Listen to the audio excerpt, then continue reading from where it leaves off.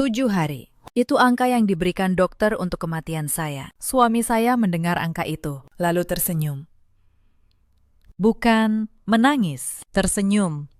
Seperti orang yang baru saja memenangkan undian. Di sebelahnya berdiri adik iparnya, perempuan yang dulu saya anggap keluarga. Mereka berbisik tentang rumah, tentang perusahaan, tentang semua yang akan menjadi milik mereka. Begitu napas saya berhenti. Mereka tidak tahu satu hal. Tubuh saya lumpuh, tetapi telinga saya hidup. Saya mendengar setiap kata, dan saya menghitung. 7 hari, kata mereka. Saya bangun di hari ke-6. Halo, Bunda semua. Semoga Bunda dalam keadaan sehat dan tenang hari ini. Sebelum kita masuk ke cerita, jangan lupa nyalakan subtitle. Tulis dari kota mana Bunda menonton, dan tekan tombol subscribe supaya tidak ketinggalan kisah berikutnya. Selamat menyimak. Nama saya Larasati Wibowo. Orang memanggil saya Laras. Usia saya 38 tahun. Saya pendiri dan pemilik sebuah studio arsitektur di kawasan Kuningan, Jakarta. Sudah 12 tahun saya membangunnya dari nol. Dari satu meja sewaan menjadi kantor dengan 40 karyawan. Saya menikah dengan Reza 7 tahun lalu. Saat itu dia hanya seorang manajer proyek di perusahaan lain. Saya yang punya nama. Saya yang punya modal. Tetapi saya tidak pernah membuatnya merasa kecil. Saya angkat dia menjadi direktur operasional di studio saya. Saya beri dia mobil. Saya beri dia jabatan. Saya beri dia kepercayaan. Itu kesalahan terbesar dalam hidup saya. Malam itu, langit Jakarta gelap tanpa bintang. Saya baru pulang dari kantor. Lelah setelah rapat presentasi proyek gedung di Sudirman. Reza menyambut saya di ruang makan dengan secangkir teh hangat. Minum dulu. Sayang, katanya lembut. Kamu kelihatan capek sekali. Saya tersenyum.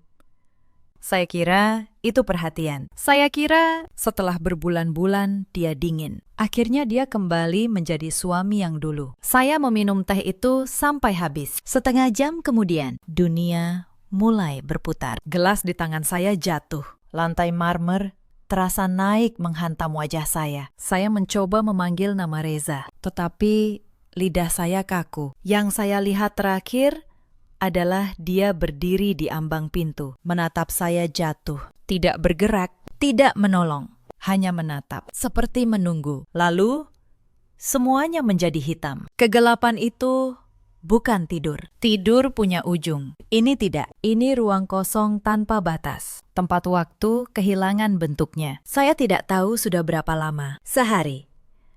3 hari. Yang saya tahu hanya satu. Tubuh saya tidak mau bergerak. Jari saya, kelopak mata saya, bibir saya. Semua mati. Tetapi di dalam tempurung kepala ini, saya masih hidup. Masih sadar. Terjebak. Anehnya, justru dalam kegelapan itu, pendengaran saya menjadi tajam. Saya bisa mendengar bunyi monitor jantung di samping saya. Bip, bip, bip. Pelan, lemah. Tetapi ada. Saya bisa mendengar langkah perawat, desisan selang oksigen. Pintu yang dibuka. Dan saya bisa mendengar suara mereka. Bagaimana kondisinya? Dokter. Itu suara Reza. Tekanan darahnya masih sangat rendah. Jawab seorang dokter. Fungsi ginjalnya mulai menurun. Kasus keracunan seperti ini sangat berat. Pakistan. Secara realistis, kata Reza. Suaranya datar. Berapa lama istri saya bisa bertahan? Saya ingin berteriak. Suaminya bertanya. Berapa lama istrinya bisa bertahan? Dengan nada seperti orang menanyakan jadwal kereta. Tidak ada getaran. Tidak ada air mata. 7 hari adalah masa kritis, jawab dokter itu. Jika dalam 7 hari tidak ada perbaikan, kemungkinan pulih sangat kecil. Saya mengerti, kata Reza. Dan saya mendengarnya. 2 kata itu diucapkan dengan lega. Pintu tertutup. Langkah dokter menjauh. Lalu, di tengah keheningan, saya mendengar suara lain. Suara perempuan, manis, tetapi palsu. Saya kenal suara itu. Wulan, adik ipar saya, adik kandung Reza. Jadi, 7 hari, bisik Wulan. Akhirnya, sabar, jawab Reza. Seminggu lagi semuanya beres. Aku sudah pilih kamar yang menghadap taman itu. Mas, kamar laras yang besar. Mereka tertawa. Pelan, tetapi saya dengar. Mereka tertawa di samping ranjang tempat saya sekarat. Saya pernah mencurigai hubungan mereka. Cara Wulan menyentuh lengan kakaknya terlalu lama. Cara Reza membela adiknya dalam setiap pertengkaran. Tetapi saya selalu menampar diri sendiri. Itu adik kandungnya, kata saya. Jangan berpikir kotor. Sekarang, saat saya terbaring tak berdaya, mereka bahkan tidak repot menyembunyikannya lagi. Aku sudah bicara dengan pengacara, lanjut Reza. Begitu dia meninggal, peralihan aset langsung diproses. Rumah Pondok Indah, mobil, semuanya. Dan studionya, tambah Wulan. Dan studionya, ulang Reza. Itu yang paling berharga. 40 karyawan, kontrak gedung di mana-mana. Semua jatuh ke tanganku. Begitu laras tidak ada. Telinga saya berdenging. Darah yang hampir mati di pembuluh saya seperti mendidih lagi. Mereka tidak hanya menunggu kematian saya. Mereka sudah menyiapkan segalanya. Pernikahan ini, bagi Reza, hanyalah transaksi bisnis yang tinggal menunggu penyelesaian. Tetapi ada satu hal yang Reza tidak tahu. Satu hal yang akan menghancurkannya. Studio itu bukan milik kami berdua. Studio itu hanya milik saya. 100%. Begitu juga rumah Pondok Indah. 12 tahun lalu, jauh sebelum saya mengenal Reza, saya sudah mendaftarkan semuanya atas nama saya sendiri. Dengan akta yang tersimpan rapi di kantor notaris saya. Reza hanya direktur operasional. Di atas kertas, dia tidak memiliki apa-apa. Begitu saya mati tanpa wasiat yang menyebut namanya. Hukum waris memang akan memberinya bagian sebagai suami. Tetapi jika ada wasiat lain, jika ada bukti bahwa dia membunuh saya, maka dia tidak akan mendapatkan apapun kecuali penjara. Di dalam kegelapan itu, sesuatu menyala. Bukan ketakutan, kemarahan, murni dan membara. Saya harus bertahan, saya harus bangun, saya harus membalas. Dan saat itu, tanpa ada yang memperhatikan, angka di monitor jantung saya naik. Sedikit. Hanya sedikit. Hari ketiga, atau mungkin keempat, saya mulai bisa merasakan ujung jari saya kembali. Seperti semut merayap di bawah kulit. Saya tidak menunjukkannya. Saya menahan diri. Selama mereka mengira saya akan mati, saya aman. Pada saat itulah saya mendengar suara baru, suara dokter muda yang berbeda dari sebelumnya. Tenang, hati-hati. Saya Dr. Fahri dari tim ICU malam, katanya pada perawat. Saya yang akan memantau pasien Ibu Larasati malam ini. Ada sesuatu dalam suaranya yang membuat saya ingin percaya. Entah kenapa, malam itu, saat ruangan sepi, saya mengumpulkan seluruh tenaga yang tersisa. Saya menggerakkan jari telunjuk saya sekali, 2 kali. Mengetuk pelan ke sisi ranjang. Dr. Fahri yang sedang memeriksa infus berhenti. Dia menoleh. Saya merasakan tatapannya. Ibu Larasati, bisiknya. Ibu bisa mendengar saya. Saya mengetuk lagi, 1 kali.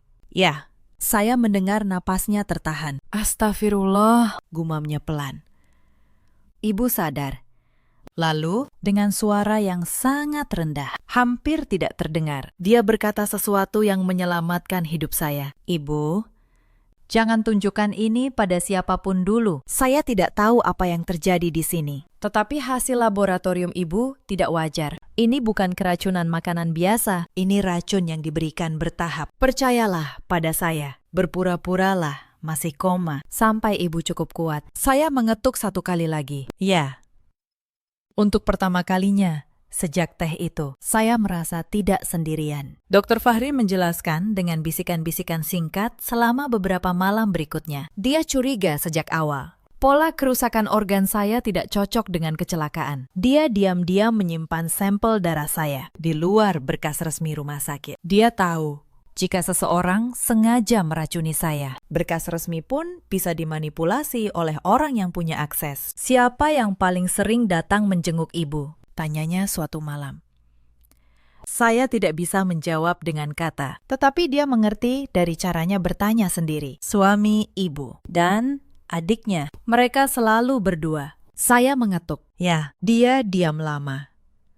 Ibu, katanya akhirnya, mulai malam ini. Telepon genggam ibu yang ada di laci akan saya nyalakan dan saya letakkan di bawah bantal dalam keadaan merekam. Apapun yang mereka katakan di ruangan ini akan terekam. Ibu hanya perlu bertahan dan mendengar. Saya mengetuk 2 kali. Terima kasih. Mulai malam itu, ruangan ICU saya berubah menjadi perangkap. Dan saya, perempuan yang mereka kira sudah setengah mati, menjadi pemburu yang menunggu dengan sabar dalam keheningan kegelapan itu. Ingatan-ingatan mulai berdatangan. Potongan-potongan kecil yang dulu saya abaikan, kini terasa seperti peringatan yang saya tolak untuk dengar. Saya ingat 6 bulan lalu, saat Reza tiba-tiba sangat tertarik pada dokumen perusahaan. Dia minta saya menjelaskan struktur kepemilikan studio, siapa pemegang aktanya, di mana surat-surat penting disimpan. Saat itu, saya bangga. Saya kira suami saya akhirnya peduli pada bisnis kami. Sekarang saya tahu, dia sedang memetakan apa yang akan dia rebut. Saya ingat bagaimana Wulan mulai sering menginap di rumah kami dengan alasan kosnya direnovasi. Bagaimana dia selalu ada di dapur saat Reza menyeduhkan minuman untuk saya. Bagaimana mereka berhenti bicara setiap kali saya masuk ruangan. Saya ingat 3 bulan terakhir, saat tubuh saya mulai sering lemas. Dokter umum bilang, saya hanya kelelahan, kurang vitamin. Reza dengan penuh perhatian membelikan saya suplemen, membuatkan saya jus setiap pagi. Saya minum semuanya, percaya penuh. Padahal di setiap gelas itu mungkin ada sedikit racun yang menggerogoti saya pelan-pelan. Betapa mudahnya menipu orang yang mencintai Anda. Karena cinta membuat kita memilih untuk percaya. Bahkan saat tubuh kita sendiri sudah berteriak ada yang salah. Saya tidak akan pernah mengulangi kesalahan itu. Mulai sekarang, saya akan mendengarkan insting saya. Dan insting saya berkata, 2 orang ini harus membayar. Insiden pertama datang 2 hari kemudian. Wulan masuk ke ruangan, sendirian.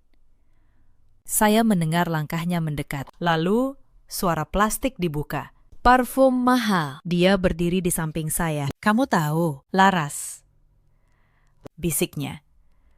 Yakin, saya tidak bisa mendengar. Aku selalu benci caramu memandangku. Seolah aku cuma adik ipar miskin yang menumpang hidup di keluarga ini. Sekarang lihat, rumahmu akan jadi rumahku. Suamimu sudah jadi milikku sejak lama. Dia menyentuh tangan saya dengan jijik, lalu melepaskannya seperti membuang sampah. Telepon di bawah bantal, saya merekam setiap kata. Saya menahan diri untuk tidak bergerak. Tetapi di dalam, saya menyimpan suara itu seperti menyimpan bukti. Insiden kedua, saya mendengar Reza menelepon pengacaranya tepat di samping ranjang saya. Pakistan, dokumen pengalihan studio sudah siap. Bagus.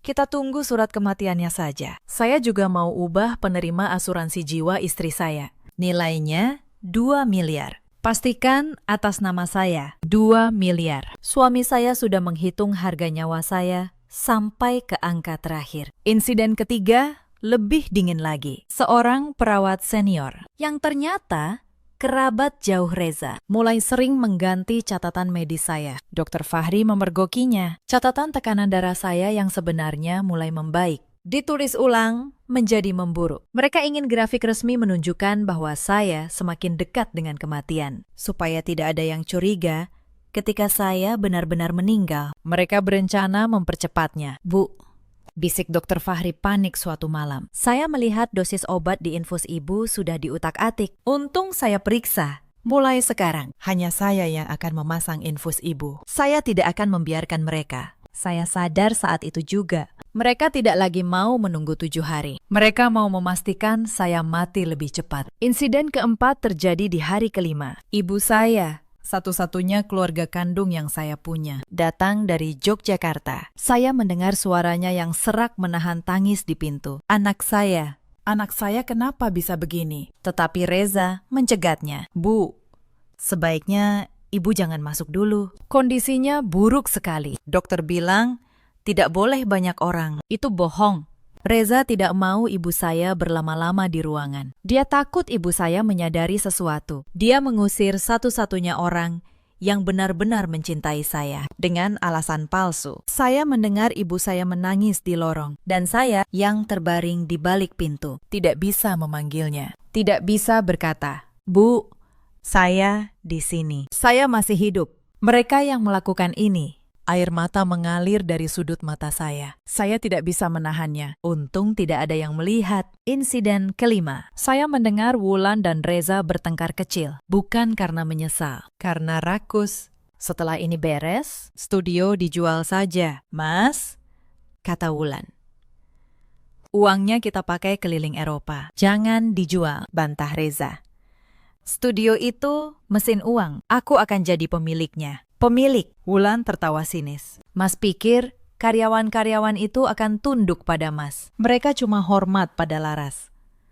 Tanpa dia, studio itu cuma gedung kosong." Untuk pertama kalinya, saya mendengar keraguan dalam suara Reza. Dia mulai sadar, tanpa saya, warisan yang dia rebut mungkin tidak sebesar yang dia kira. Tetapi saat itu, dia sudah terlalu jauh untuk berhenti di antara insiden itu. Saya juga mendengar sesuatu yang membuat saya makin yakin betapa terencananya semua ini. Suatu sore, Reza datang dengan seorang lelaki yang dia panggil Pak Hendra. Suara mereka pelan, tetapi saya menangkap setiap kata. "Jadi begini, Pak Reza," kata lelaki itu. "Polis asuransi jiwa istri Anda nilainya 2 miliar. Tetapi pencairan untuk kasus kematian tidak wajar akan diselidiki. Kita harus pastikan surat kematian menyebut gagal organ akibat sakit, bukan keracunan."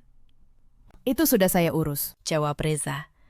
"Ada perawat yang membantu. Catatan medisnya akan menunjukkan penyakit, bukan racun."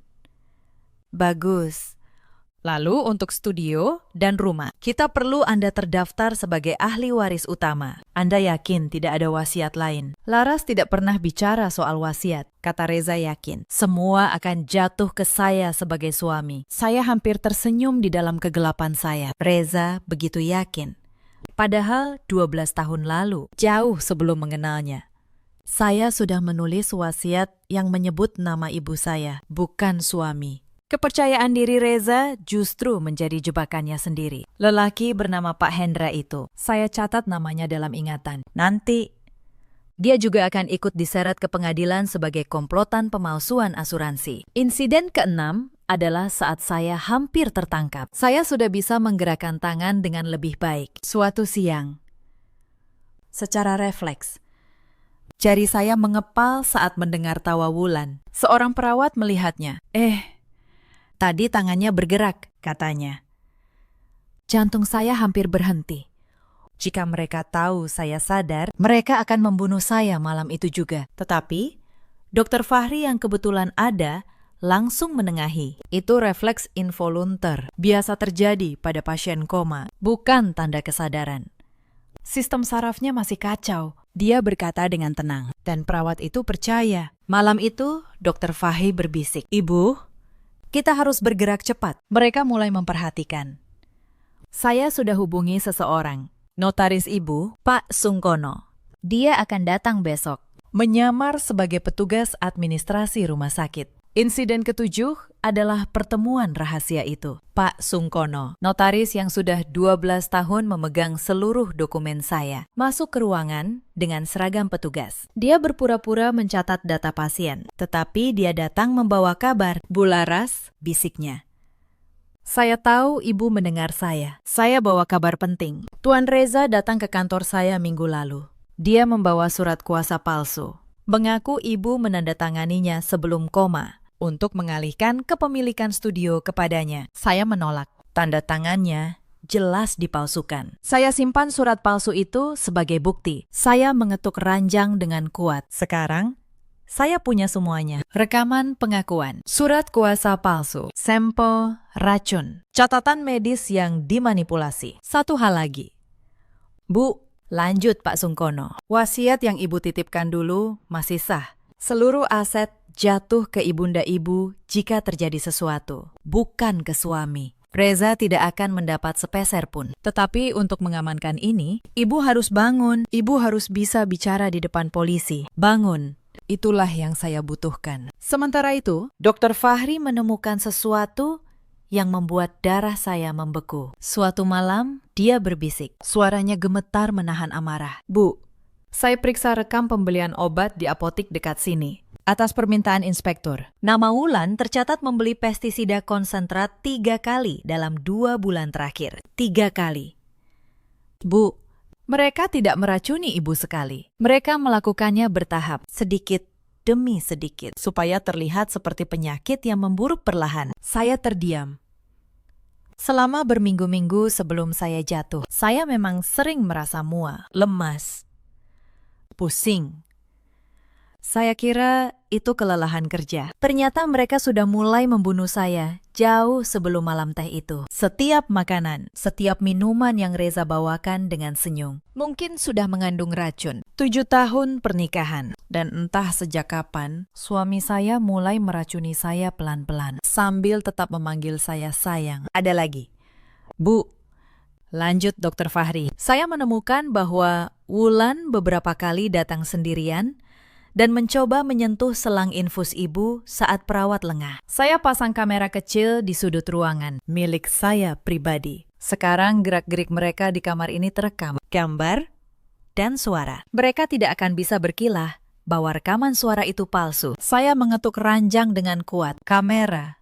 Bukti visual. Sekarang jaring itu benar-benar rapat. Tidak ada celah untuk mereka lolos. Insiden itu mengubah sesuatu dalam diri saya. Sebelumnya saya masih menyimpan secuil harapan bodoh. Bahwa mungkin Reza hanya hilaf sesaat. Bahwa mungkin Wulan yang menghasutnya. Tetapi pembelian racun 3 kali selama 2 bulan menghapus harapan itu sampai habis. Ini bukan hilaf. Ini pembunuhan yang direncanakan dengan sabar oleh 2 orang yang setiap hari makan satu meja dengan saya. Malam itu, saya berhenti merasa sedih. Yang tersisa hanya tekad. Saya akan hidup, dan saya akan memastikan mereka membayar untuk setiap tetes racun itu. Insiden ke-8 adalah malam terburuk. Reza dan Wulan masuk bersama, larut malam. Saat mereka pikir tidak ada Dr. Fahri, saya mendengar Reza menutup pintu. "Besok, hari ke-7, kata Reza. "Aku sudah bicara dengan perawat. Malam ini dosisnya akan kita tambah. Pagi nanti, dia sudah tidak ada. Surat kematian sudah disiapkan." Akhirnya, bisik Wulan. Saya mendengar langkah mendekati infus saya. Tangan menyentuh selang. Saya tahu jika cairan itu masuk, saya benar-benar mati. Saya sudah cukup kuat untuk bergerak. Tetapi, jika saya bergerak sekarang, mereka akan tahu dan langsung mencekik saya. Saya berdoa dalam hati. Untuk pertama kalinya, sejak lama. Lalu, pintu terbuka. "Maaf, jam besuk sudah lewat." Suara Dr. Fahri, tegas. "Dan saya yang bertanggung jawab atas infus pasien ini. Tidak ada yang boleh menyentuhnya selain saya. Silahkan keluar." Ada keheningan tegang. Lalu, langkah Reza menjauh, marah. "Kita lihat saja besok, dokter."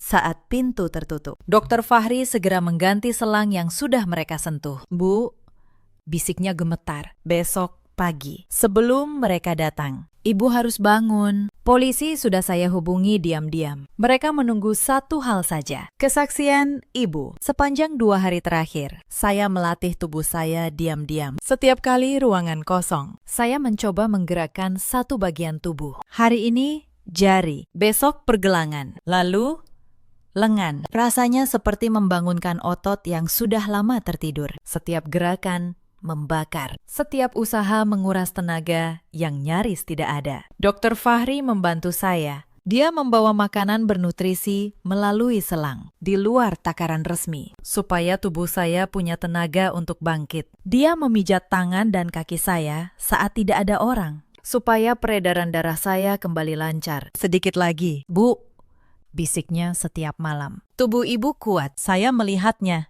Ibu akan bangun tepat waktu. Insiden ke-9. Ke-9 dan terakhir dalam kegelapan adalah malam saya memutuskan untuk hidup. Sepanjang malam itu saya melatih diri, menggerakkan jari, lengan, leher, Mencoba membuka mata. Setiap gerakan terasa seperti mengangkat gunung. Tetapi saya membayangkan wajah ibu saya menangis di lorong. Saya membayangkan tawa Wulan. Saya membayangkan dua kata Reza yang diucapkan dengan lega. Saya mengerti. Dan saya bangkit.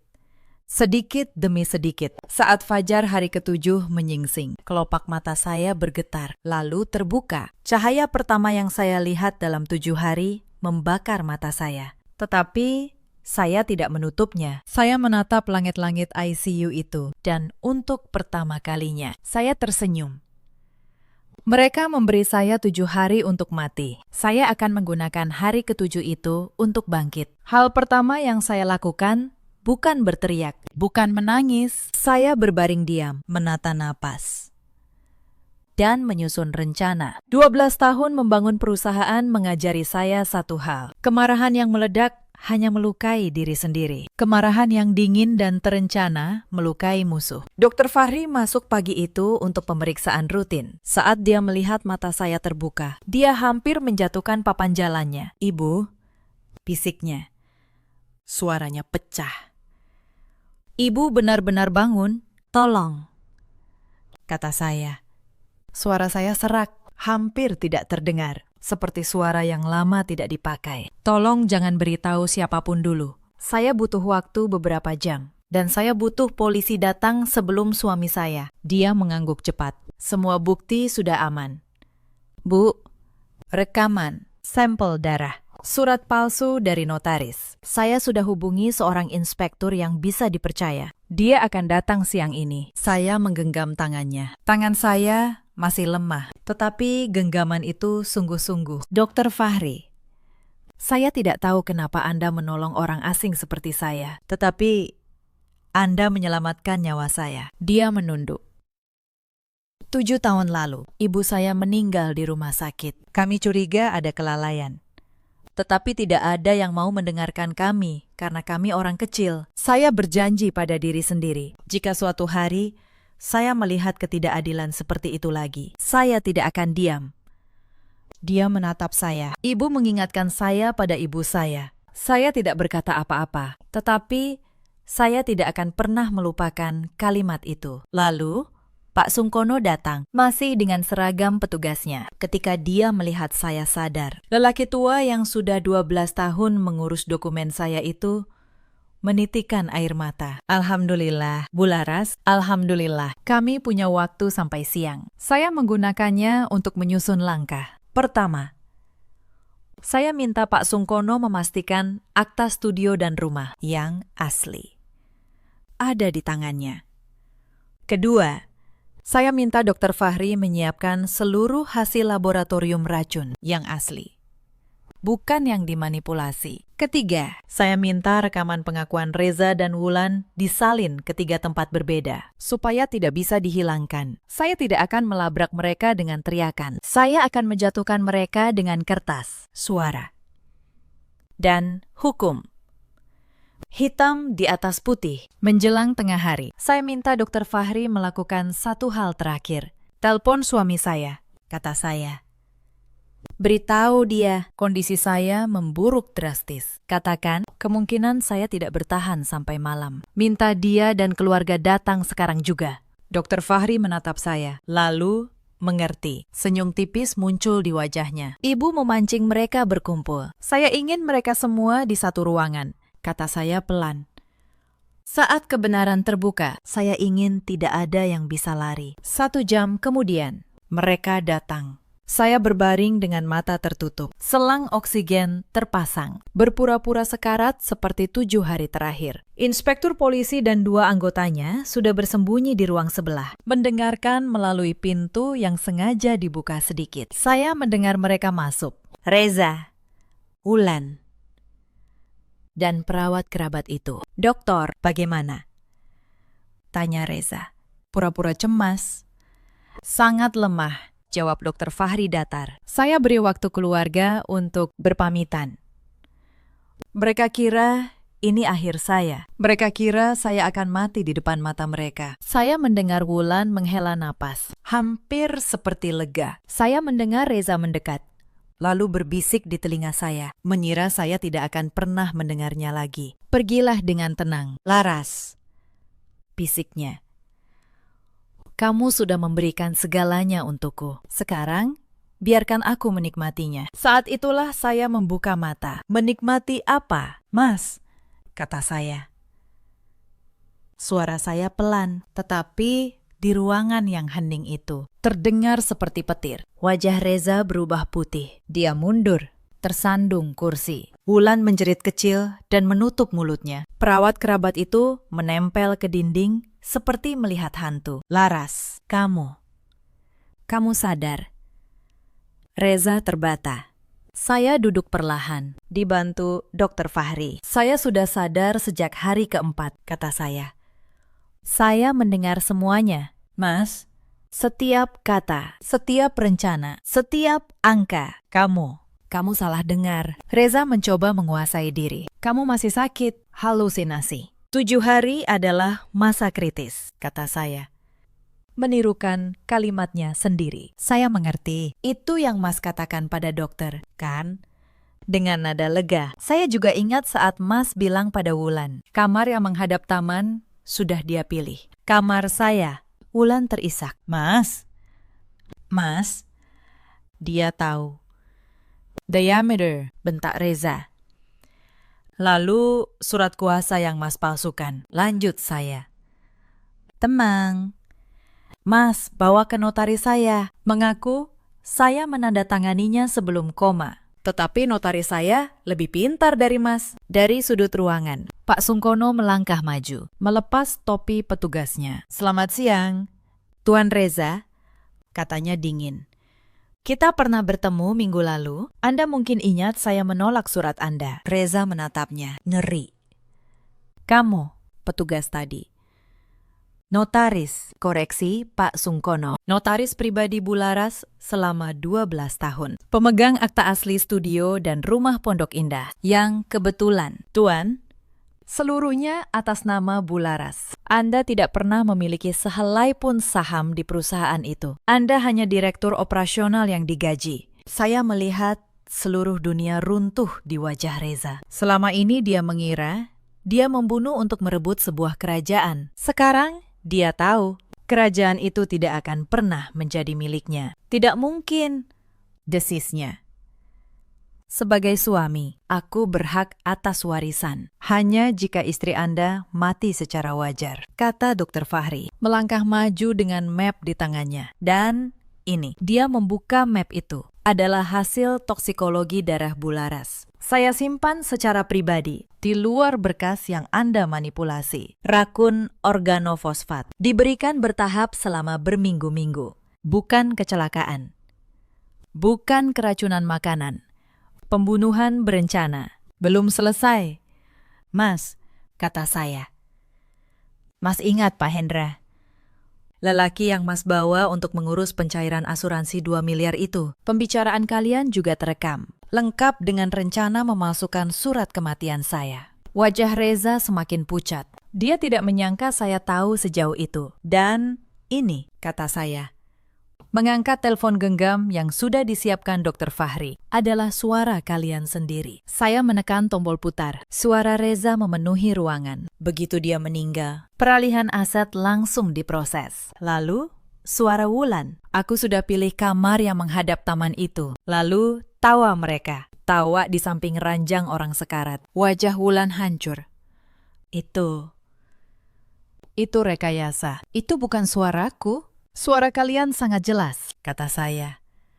Dan ada salinannya di 3 tempat. Kalian tidak bisa menghapusnya. Saat itulah pintu ruang sebelah terbuka. Inspektur polisi melangkah masuk, diikuti 2 anggotanya. Saudara Reza Pratama, kata inspektur itu. Saudari Wulan Pratama, kalian ditahan atas dugaan percobaan pembunuhan berencana, pemalsuan dokumen, dan penggelapan. Kalian berhak untuk diam. Segala yang kalian katakan dapat digunakan untuk memberatkan kalian di pengadilan. Reza terkulai. Lelaki yang tadi mengira dirinya akan menjadi raja. Sekarang lututnya jatuh ke lantai marmer ICU. Laras, katanya. Suaranya pecah. Laras. Kita bisa bicara. Aku hilaf. Aku 7 hari. Potong saya. Itu yang kamu beri padaku untuk mati, Reza. Dan dalam 7 hari itu, kamu tidak sekalipun memegang tanganku karena cinta. Kamu hanya menghitung. Sekarang, biarkan hukum yang menghitung untukmu. Mereka di Borgo. Wulan menjerit histeris saat diseret keluar. Merobek-robek kerahnya sendiri. Ini tidak adil. Aku hanya menuruti Mas Reza. Semua ide ini darinya. Reza menoleh padanya, mata penuh kebencian. Mulutmu yang membuat kita ketahuan. Wulan. Mereka saling menyalahkan sampai ke ambang pintu. Cinta yang mereka bangun di atas pengkhianatan runtuh hanya dalam hitungan menit. Di lorong rumah sakit yang sama, tempat mereka dulu tertawa. Saya tidak merasa bahagia, tidak juga puas. Hanya lega. Lega bahwa saya masih hidup. Lega bahwa kebenaran akhirnya berdiri tegak. Saat ruangan kembali sepi, pintu terbuka sekali lagi. Ibu saya masuk. Dipapah perawat. Wajahnya basah air mata. Begitu melihat saya duduk dan menatapnya, dia terhuyung ke arah saya. Laras, Laras, anakku. Bu, kata saya. Dan untuk pertama kalinya dalam 7 hari, saya menangis dengan bebas. Saya di sini, Bu. Saya masih hidup. Dia memeluk saya erat, seolah takut saya akan hilang lagi. Di pelukan ibu saya merasakan sesuatu yang sudah lama hilang. Rasa aman.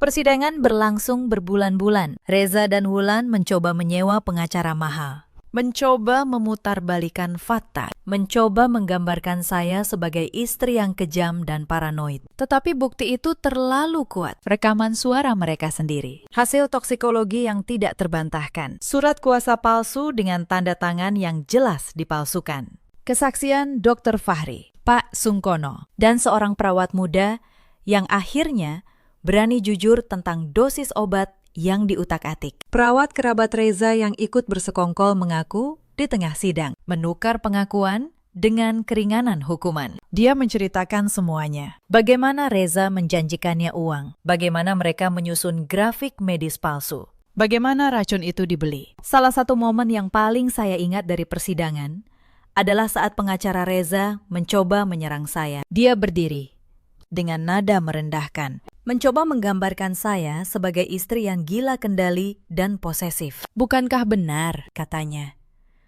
bahwa Anda mengendalikan keuangan keluarga sepenuhnya? Bahwa suami Anda merasa tertekan karena tidak punya apa-apa atas namanya sendiri? Bukankah mungkin semua tuduhan ini hanyalah rekayasa istri yang cemburu dan ingin menghancurkan suaminya? Saya menatapnya tenang dari kursi saya. Lalu, saya menjawab dengan suara yang jelas terdengar ke seluruh ruangan. Saya memang membangun perusahaan itu sendiri, dengan tangan saya sendiri. Jauh sebelum saya mengenal suami saya. Tetapi saya mengangkatnya menjadi direktur. Saya memberinya gaji, mobil, jabatan, dan kepercayaan. Jika dia merasa tertekan, dia bisa berbicara.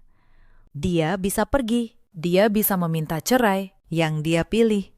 Justru meracuni saya selama berbulan-bulan. Lalu tersenyum saat dokter berkata, "Saya hanya punya 7 hari. Tolong jelaskan pada saya.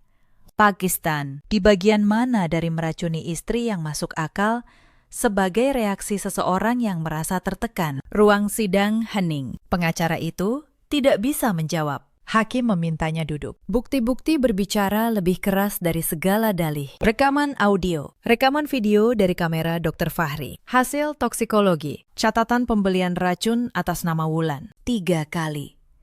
Surat kuasa palsu, pengakuan perawat kerabat, kesaksian Pak Hendra yang akhirnya ditangkap juga. Satu persatu, semua menumpuk menjadi gunung bukti yang tidak bisa diruntuhkan oleh pengacara termahal sekalipun. Pada hari vonis, ruang sidang penuh sesak. Saya datang dengan kursi roda, masih dalam masa pemulihan. Tetapi punggung saya tegak. Hakim membacakan putusan dengan suara yang menggema. Reza Pratama dinyatakan bersalah atas percobaan pembunuhan berencana dan pemalsuan dokumen. Hukuman penjara 18 tahun. Wulan Pratama dinyatakan bersalah sebagai pelaku yang turut serta. Hukuman 12 tahun. Saat angka itu dibacakan, Wulan menjerit, meraung, memohon.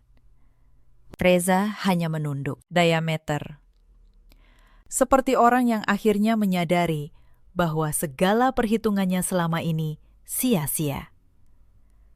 Saya menatap mereka dari kursi roda saya. Dua orang yang pernah saya cintai dan percayai. Dua orang yang menukar nyawa saya dengan angka di rekening. Tidak ada kemenangan dalam tatapan itu. Hanya akhir dari sebuah kisah yang seharusnya tidak pernah terjadi. Ketika sidang usai, seorang wartawan mendekat. Bu Larasati, setelah semua ini, apa pesan Ibu untuk para perempuan di luar sana yang sedang mengalami kekerasan dalam rumah tangga? Saya menatap kamera, suara saya tenang, tetapi tegas. Tidak ada cinta yang pantas dibayar dengan nyawa Anda, kata saya. Jika insting Anda berkata ada yang salah, dengarkan.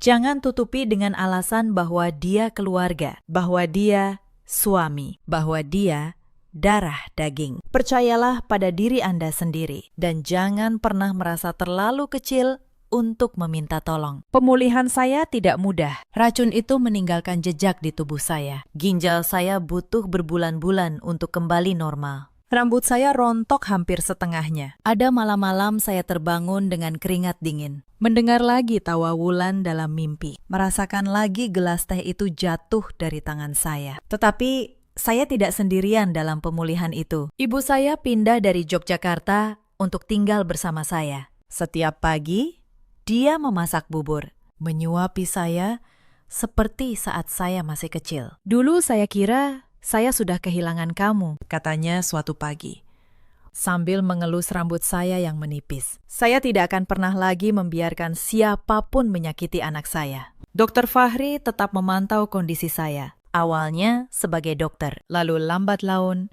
sebagai sahabat. Dia sering datang membawa buku, kadang membawa makanan, kadang hanya duduk dan mendengarkan saya bercerita. Dalam diamnya, ada ketulusan yang tidak pernah saya temukan dalam 7 tahun pernikahan saya. Studio saya, yang sempat hampir direbut Reza, justru berkembang setelah kasus itu. Para karyawan saya, yang ternyata mendengar kabar bahwa pemilik mereka dikhianati dan hampir dibunuh, menjadi semakin setia. Mereka menjaga perusahaan tetap berjalan selama saya di rumah sakit. Saat saya kembali ke kantor untuk pertama kalinya, dengan kursi roda, mereka berdiri dan menyambut saya dengan tepuk tangan yang membuat saya menangis.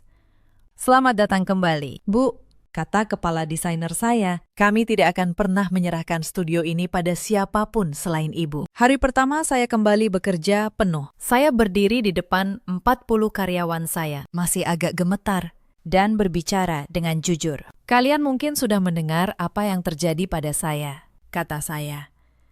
Saya tidak akan menyembunyikannya.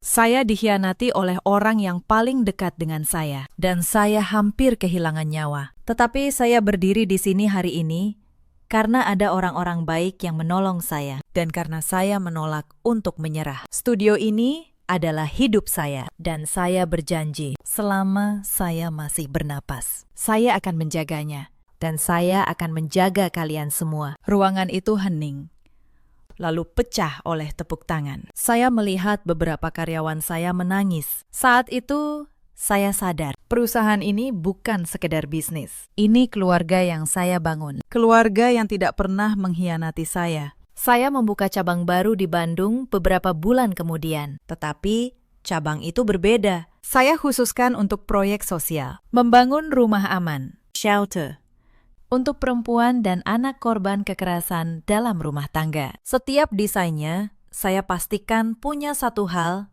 yang dulu tidak saya miliki. Pintu yang bisa dikunci dari dalam, dan jalan keluar yang selalu terlihat. Rumah besar di Pondok Indah. Rumah yang dulu menjadi saksi bisu malam saya diracuni. Tidak lagi saya tinggali. Saya tidak sanggup. Setiap sudutnya menyimpan kenangan buruk. Maka, saya mengubahnya. Rumah itu sekarang menjadi shelter pertama dari yayasan saya. Tempat di mana perempuan-perempuan yang melarikan diri dari rumah tangga yang berbahaya bisa beristirahat, makan, dan merasa aman. Tempat yang dulu dirancang untuk merebut hidup saya, sekarang menyelamatkan hidup orang lain. Beberapa bulan setelah shelter itu dibuka, seorang perempuan muda datang. Namanya Sari. Usianya baru 26 tahun. Dia datang dengan memar di lengan dan mata yang takut pada setiap suara keras. Suaminya, katanya, mulai mengancam akan menyakitinya setelah dia mengetahui suaminya menggelapkan uang warisan orang tuanya. Saat saya mendengar ceritanya, saya melihat diri saya sendiri di dalamnya. Perempuan yang bekerja keras, yang mandiri, tetapi yang terus mencari alasan untuk tetap bertahan dalam rumah yang berbahaya. Apa saya berlebihan? Bu, tanya Sari pelan. Mungkin saya cuma terlalu sensitif. Dia suami saya. Mungkin saya yang salah. Saya duduk di sampingnya dan memegang tangannya. Sari, kata saya. Saya pernah berpikir persis seperti itu. Saya terus berkata pada diri sendiri bahwa saya berlebihan. Bahwa saya harus lebih sabar. Bahwa dia keluarga saya. 7 hari. Itu jarak antara pikiran itu dan kematian saya. Jangan tunggu sampai sejauh itu. Insting Anda tidak pernah berbohong. Sari menangis di bahu saya. Hari itu kami membantunya mengurus perlindungan hukum, mengamankan dokumen warisannya, dan menemaninya membuat laporan. 3 bulan kemudian, dia tidak lagi menjadi perempuan yang takut pada suara keras. Dia bahkan mulai membantu perempuan lain yang baru datang ke shelter. Melihatnya, saya mengerti satu hal. Apa yang terjadi pada saya, sekejam apapun, ternyata bisa menjadi cahaya bagi orang lain. Racun yang hampir membunuh saya, kini berubah menjadi kekuatan untuk menyelamatkan. Saya sendiri pindah ke sebuah rumah yang jauh lebih sederhana di kawasan Kebayoran Baru. Tidak ada kemewahan berlebihan, hanya sebuah balkon kecil yang menghadap deretan pohon. Tempat saya bisa duduk di pagi hari dengan secangkir teh chamomile. Saya belajar lagi mempercayai teh. Itu terdengar sepele, tetapi butuh waktu lama bagi saya untuk bisa meminum apapun yang dibuatkan orang lain tanpa rasa takut. Penyembuhan datang dalam hal-hal kecil seperti itu. Reza, dari dalam penjara, sempat mengirim surat. Beberapa lembar penuh permintaan maaf, penuh dalih. Penuh kalimat tentang hilaf dan setan yang menggoda. Dia menulis bahwa Wulan yang menghasut, bahwa dia sebenarnya masih mencintai saya, bahwa jika saya mau menarik tuntutan, kita masih bisa memperbaiki semuanya. Saya membaca surat itu 1 kali, lalu saya bakar di wastafel, bukan karena dendam, tetapi karena saya akhirnya mengerti satu hal. Orang yang sanggup menghitung berapa lama saya bisa bertahan hidup, lalu tersenyum mendengar jawabannya, tidak pernah benar-benar mencintai saya. Dan saya tidak berutang pengampunan kepada seseorang yang menukar nyawa saya dengan 2 miliar rupiah. Wulan tidak pernah mengirim apa-apa. Saya dengar dari pengacara saya bahwa di penjara dia kehilangan kecantikannya yang dulu menjadi senjatanya. Wajah yang dulu sombong itu kini lesu, kosong. Dia menghabiskan waktu menyalahkan kakaknya, menyalahkan saya, menyalahkan semua orang, kecuali dirinya sendiri. Itulah yang terjadi pada orang yang membangun hidup di atas iri hati. Mereka kehilangan segalanya, lalu masih bertanya kenapa. Setahun setelah vonis, ibu saya memutuskan menetap permanen di Jakarta, di rumah baru saya yang sederhana. Untuk pertama kalinya dalam hidup, saya merasa rumah benar-benar terasa seperti rumah. Malam itu, saya duduk di balkon, menyeruput teh chamomile yang menenangkan. Telepon saya berdering. Nama Dr. Fahri muncul di layar. Selamat malam, Laras. Sapanya hangat. Bagaimana kabarmu hari ini? Lebih baik, jawab saya. Tersenyum. Jauh lebih baik dari kemarin. Ada keheningan singkat. Lalu dia melanjutkan. Laras, ada sesuatu yang ingin kubicarakan. Bukan sebagai dokter. Bisakah kita makan malam bersama besok? Jantung saya berdebar dengan cara yang sudah lama tidak saya rasakan. Bukan ketakutan, sesuatu yang lebih hangat. Saya akan senang sekali, jawab saya perlahan. Saya menutup telepon dan menatap langit Jakarta yang malam itu. Jarang-jarang menunjukkan beberapa bintang. Saya menyadari sesuatu yang penting. Saya tidak hanya selamat dari racun dan pengkhianatan. Saya berubah dari seorang perempuan yang menganggap memberi segalanya adalah bentuk cinta. Menjadi perempuan yang tahu bahwa dirinya sendiri juga layak dijaga. Dari korban yang hampir mati, menjadi penyintas yang memberi tempat aman bagi orang lain. Angin malam berembus lembut, membelai rambut saya yang kini sudah tumbuh kembali, lebih tebal dari sebelumnya. Di kejauhan, kota Jakarta berkelap-kelip seperti tidak pernah tidur. Saya menghabiskan teh saya, lalu saya menarik napas dalam-dalam. Cerita ini mengajarkan satu hal yang ingin saya tinggalkan untuk Bunda semua. Jangan pernah merasa bahwa memberikan segalanya kepada seseorang adalah bukti cinta yang paling tinggi. Karena cinta sejati tidak pernah meminta Anda menyerahkan harga diri, keamanan, apalagi nyawa Anda. Ada banyak perempuan di luar sana yang seperti saya dulu, yang bekerja keras, yang mandiri, tetapi yang merasa harus terus mengalah supaya rumah tangga tetap utuh. Yang menutup mata saat insting mereka berteriak, ada yang salah. Jika Anda salah satunya, dengarkan suara hati Anda. Itu bukan paranoia, itu cara tubuh Anda melindungi diri. Ada juga banyak suami seperti Reza di luar sana, yang melihat istrinya bukan sebagai pasangan, tetapi sebagai tangga untuk naik, atau sebagai harta yang bisa dicairkan. Mereka pandai menyembunyikannya di balik kata sayang dan secangkir teh hangat. Maka,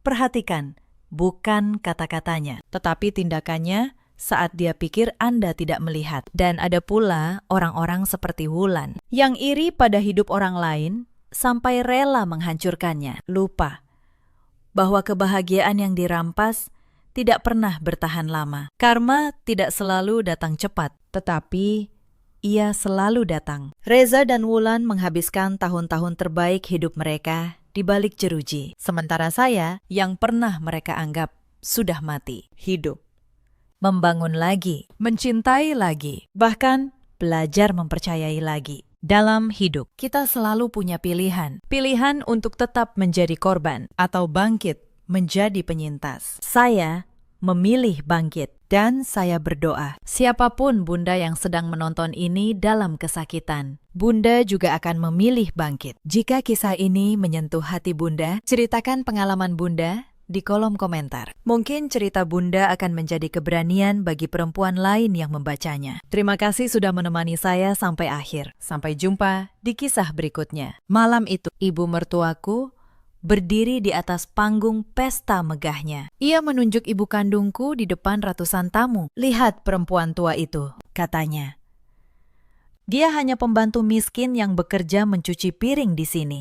Para tamu tertawa. Ibuku menunduk memegang nampan. Lalu, aku berdiri. Dan dalam 3 menit, seluruh istana kesombongan itu runtuh menjadi abu. Halo sahabat, selamat datang kembali di channel ini. Sebelum cerita dimulai, tuliskan di kolom komentar dari kota mana kalian menyimak malam ini. Jangan lupa like dan subscribe agar kami terus bisa menghadirkan kisah yang menggetarkan hati. Sekarang, izinkan aku menceritakan bagaimana satu malam mengubah segalanya. Namaku Aura, 32 tahun.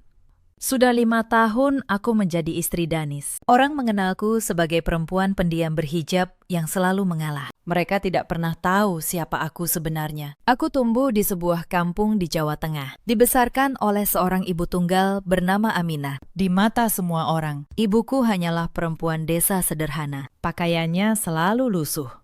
Tutur katanya selalu rendah. Itulah yang dipercaya keluarga suamiku sejak hari pertama. Padahal kebenaran jauh berbeda. Tapi ibuku selalu berpesan satu hal padaku. Nak, biarkan orang menilai kita dari pakaian. Emas tidak akan kehilangan kilaunya hanya karena dilempar ke lumpur. Aku menikahi Danis karena cinta. Dulu ia tampak hangat dan tulus. Aku tidak melihat keserakahan yang tersembunyi di balik senyumnya. Aku juga tidak melihat racun yang menetes dari mulut ibunya. Bu Fitri tinggal di sebuah rumah mewah di kawasan Pondok Indah. Rumah dengan pilar-pilar tinggi dan lampu kristal yang berkilauan. Setiap kali aku berkunjung, ia memperlakukanku seperti tamu yang tak diundang. Tapi aku diam.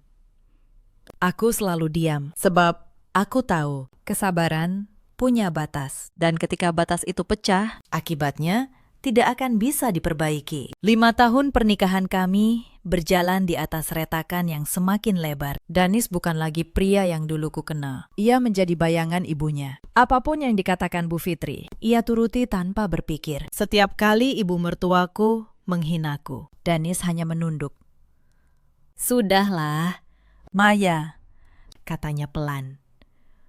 Salah menyebut namaku karena terlalu sibuk menyenangkan ibunya. Mama hanya bercanda. Jangan dibawa hati. Aku mengelola keuangan keluarga sejak awal menikah. Aku menyimpan tabungan untuk masa depan kami. Aku juga mempercayakan sebagian aset atas nama Danis karena aku mencintainya. Itu kesalahan terbesar dalam hidupku. Bu Fitri memiliki ambisi yang tidak masuk akal. Ia ingin menjadi ratu di kalangan sosialita. Ia ingin namanya disebut di setiap pesta. Ia ingin perhiasan paling mahal, mobil paling baru, rumah paling megah. Padahal suaminya sudah lama meninggal dan tidak meninggalkan banyak harta. Lalu dari mana semua kemewahan itu? Aku tidak pernah bertanya. Tapi diam-diam, aku mulai memperhatikan. Adik ipar perempuanku, Sinta, sering datang ke rumah Bu Fitri. Mereka berbisik-bisik.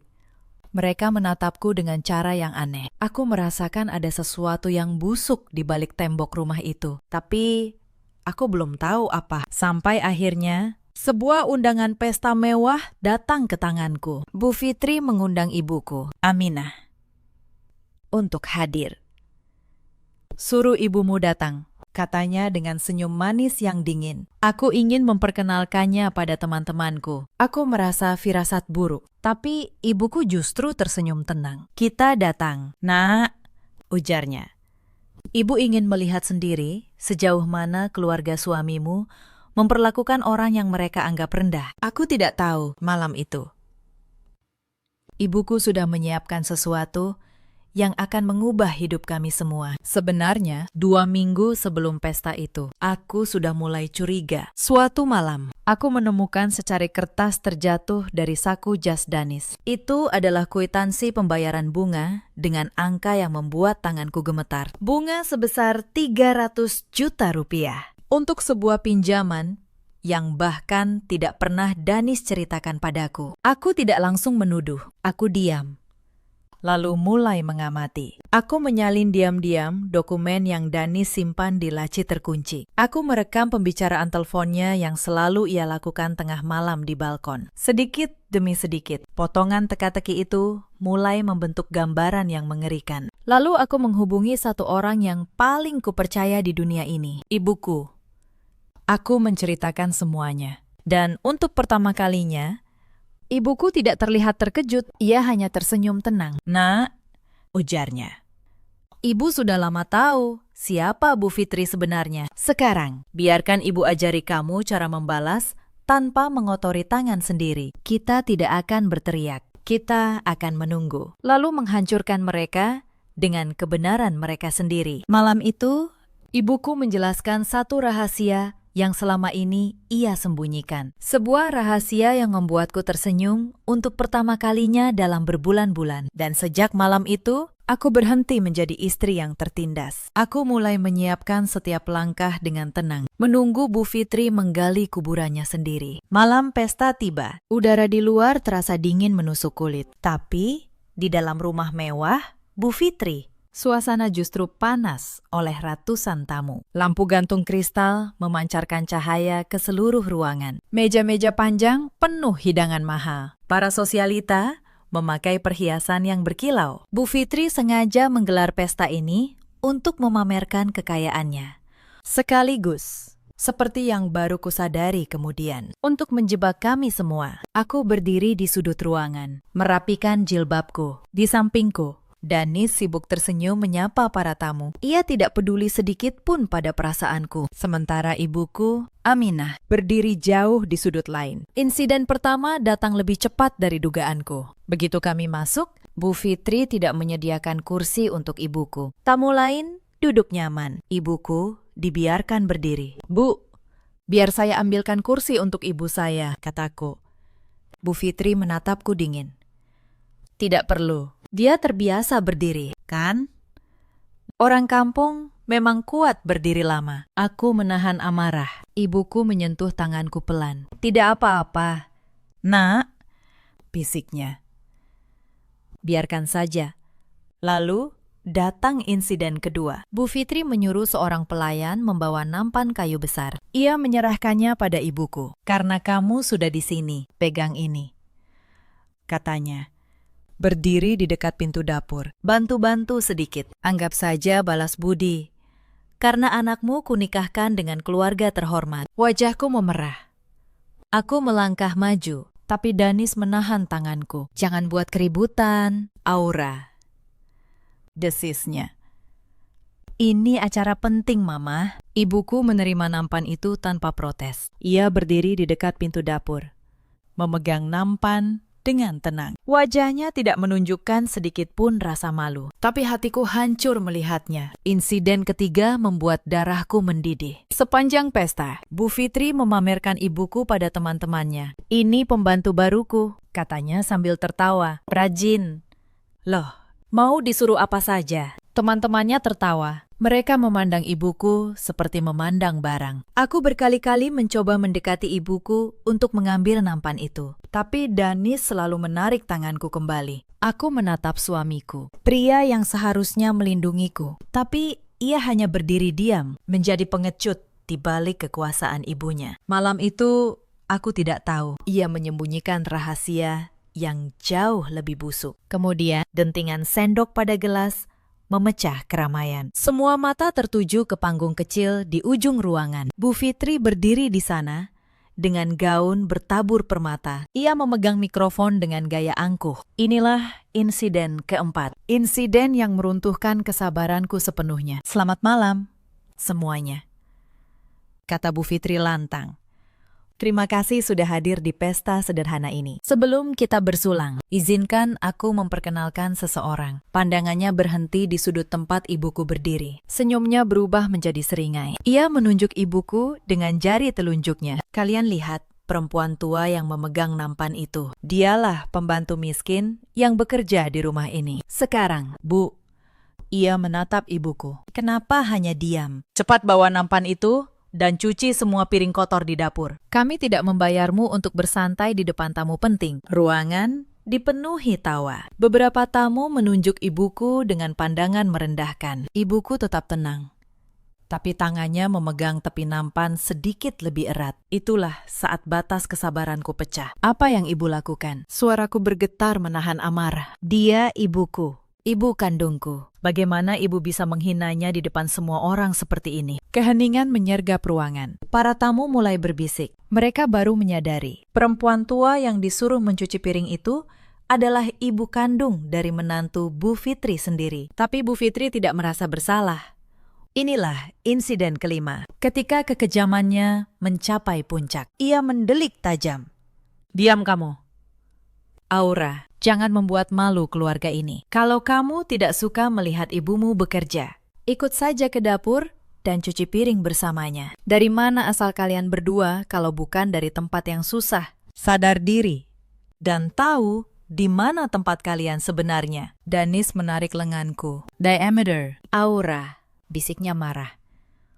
Jangan rusak suasana. Aku menatapnya dengan jijik. Ibuku mulai melangkah ke arah dapur dengan kepala menunduk. Pria yang seharusnya menjadi pelindungku, justru menjadi pengecut yang bersembunyi di balik rok ibunya. Aku melepaskan cengkeraman Danis dengan satu hentakan keras. Ia terhuyung mundur, tanpa sepatah kata pun. Aku berbalik dan berjalan menuju meja utama. Insiden keenam adalah momen ketika aku tidak lagi peduli pada apapun. Di meja utama, tersusun puluhan gelas kristal mahal membentuk piramida tinggi. Di atasnya, hidangan paling mewah untuk tamu kehormatan. Aku berhenti tepat di depan meja itu. Mataku menatap lurus ke arah Bu Fitri di panggung. Aku mengangkat kedua tanganku tinggi-tinggi. Lalu, dengan sekuat tenaga, ku hantam permukaan meja itu. Suara hantaman bergema ke seluruh ruangan. Piramida gelas kristal goyah dan runtuh.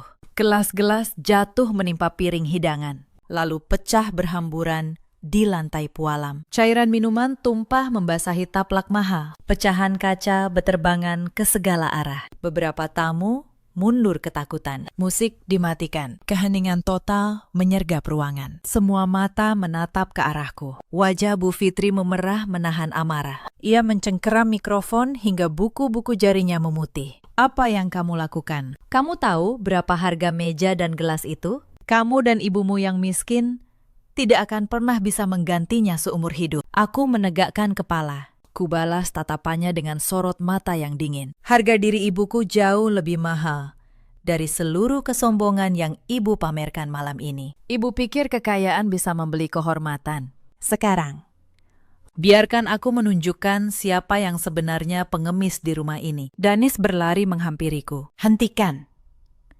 Cepat minta maaf pada Mama sebelum semuanya makin buruk. Aku menepis tangannya. Kamu yang seharusnya malu, istri dan ibumu sendiri, diinjak harga dirinya. Dan kamu hanya diam. Kamu bukan laki-laki. Kamu hanya boneka yang menjual martabat demi kenyamanan. Danis terdiam. Tidak berani membalas. Dari kejauhan, Sinta memperhatikan dengan wajah cemas. Ia takut rahasianya ikut terbongkar malam itu, tanpa memedulikan Danis. Aku melangkah menuju panggung. Bu Fitri mundur selangkah.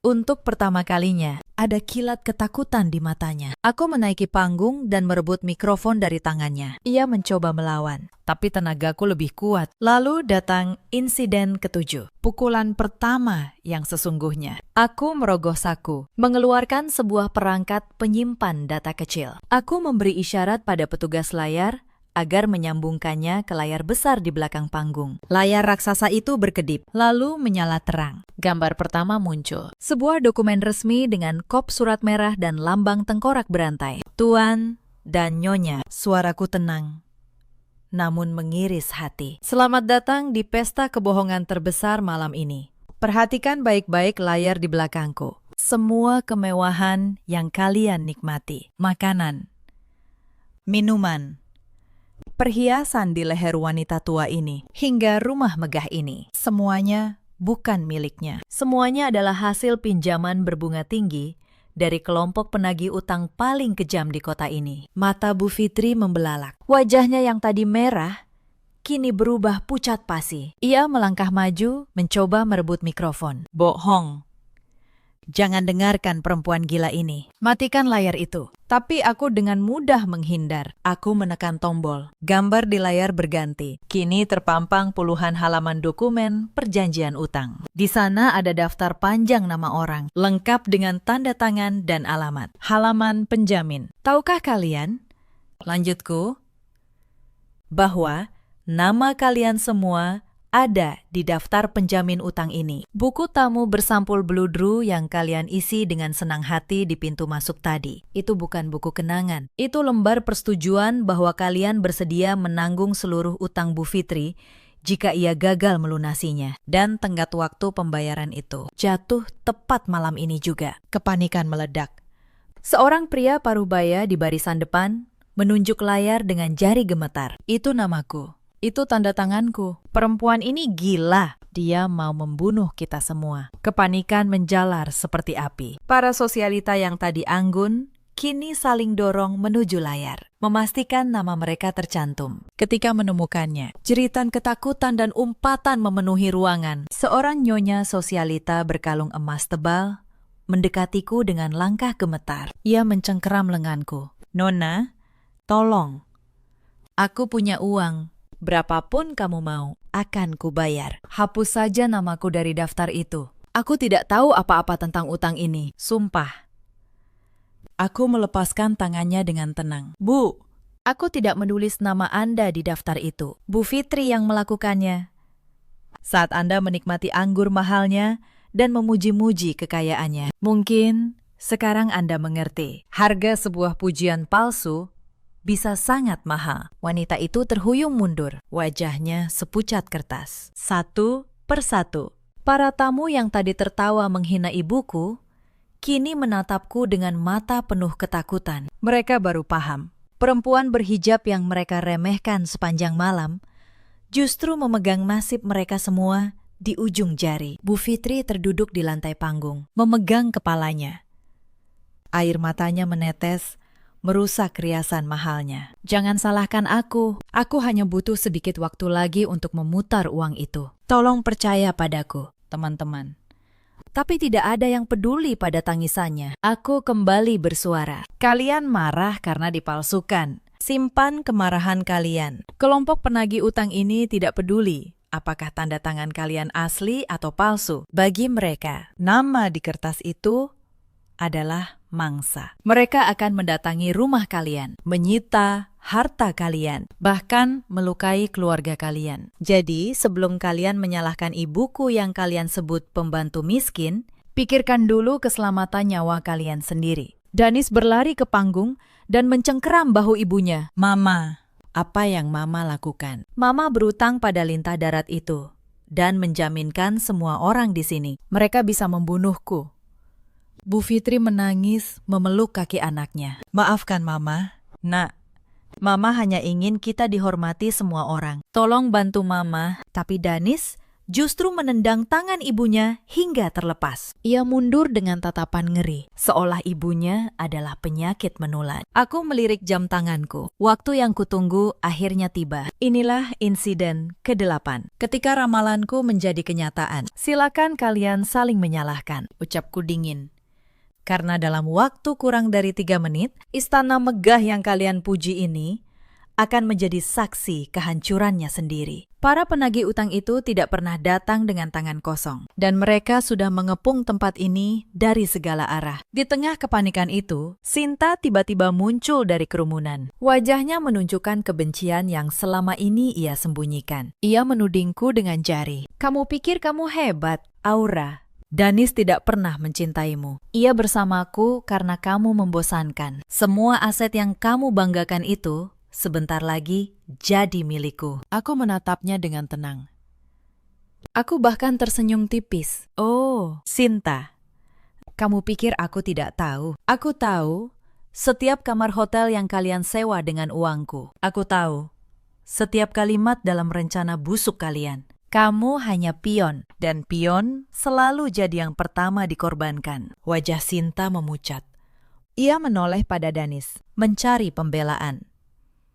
Tapi Danis hanya menunduk, terlalu takut untuk bicara. Saat itu, Sinta mulai menyadari bahwa ia berdiri di sisi yang salah. Di sudut ruangan, seorang pria berjas rapi melangkah maju. Ia adalah Pak Tono, pengacara pribadiku yang sengaja kuundang malam itu sebagai tamu biasa. Ia membawa map coklat di tangannya dan menatap Bu Fitri dengan tatapan dingin seorang profesional yang sudah menyiapkan segalanya. Ibu Aura, kata Pak Tono pelan, semua sudah siap. Kapanpun ibu mau. Aku mengangguk. Aku tahu. Babak terakhir akan segera dimulai. Ucapanku bukan ancaman kosong. Sebelum siapapun sempat mencerna kalimatku, terdengar suara ledakan kecil dari halaman luar. Disusul hantaman benda logam yang menggempur pintu gerbang besi. Suasana pesta mewah itu, dalam sekejap, berubah menjadi arena kengerian. Gerbang besi itu jebol dengan suara dahsyat. Bongkahan batu menembus jendela kaca ruang tamu, menghantam dinding pualam, lalu menggelinding ke tengah ruangan. Tirai sutra robek, udara malam yang dingin menyerbu masuk, membawa suara puluhan pria yang berteriak di halaman. Buka pintunya, penghutang. Atau kami ratakan rumah ini dengan tanah. Suara hantaman pada pintu kayu jati membuat seluruh tamu kehilangan akal. Pintu itu bergetar hebat. Pelarian besar-besaran pun terjadi. Ratusan tamu bergaun mewah berlari kacau menuju pintu belakang. Melewati lorong dapur, tempat ibuku tadi disuruh mencuci piring. Mereka berdesakan di lorong sempit, saling dorong, saling tarik, tanpa peduli siapa di sebelahnya. Tidak ada lagi senyum ramah. Yang ada hanya wajah pucat penuh kengerian. Beberapa wanita yang terjatuh bahkan terinjak-injak tanpa ada yang menolong. Di tengah kekacauan itu, Sinta ikut terjebak. Ia berlari dengan sepatu hak tingginya, lalu tersandung kaki meja dan jatuh menelungkup. Wajahnya membentur lantai. Ia menjerit, mencari Danis. Danis, tolong aku. Jangan tinggalkan aku. Tapi Danis tidak menoleh. Pria pengecut itu justru merangkak bersembunyi di bawah meja panjang. Ia menyembunyikan kepala di antara lututnya sambil menangis seperti anak kecil. Celananya basah. Ia mengompol karena ketakutan. Saat itu, karakter aslinya benar-benar terbuka. Ia mengabaikan ibunya, mengkhianati istrinya, dan kini juga membuang wanita simpanannya. Bu Fitri masih terduduk di panggung. Rambutnya berantakan. Riasan mahalnya luntur oleh air mata. Ia mencoba meraih ujung pakaian tamu yang berlari, memohon perlindungan. Tapi setiap tangannya ditepis dengan kasar. Tidak ada yang sudi menyelamatkan perempuan yang telah menjebak mereka. Pintu utama akhirnya hancur berkeping-keping.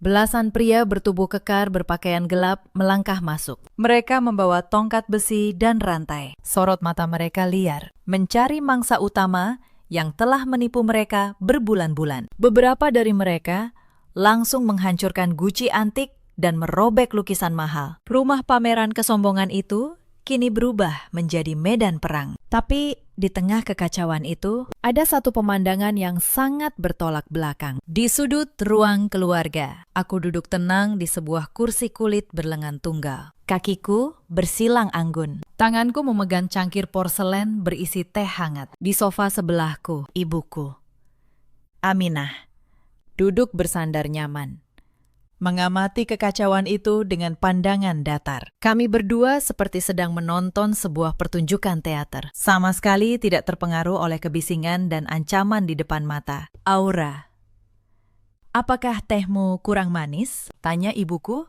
tiba-tiba dengan nada ringan. Ibu bisa menambahkan gula jika kau mau. Aku menyesap tehku perlahan. Tidak.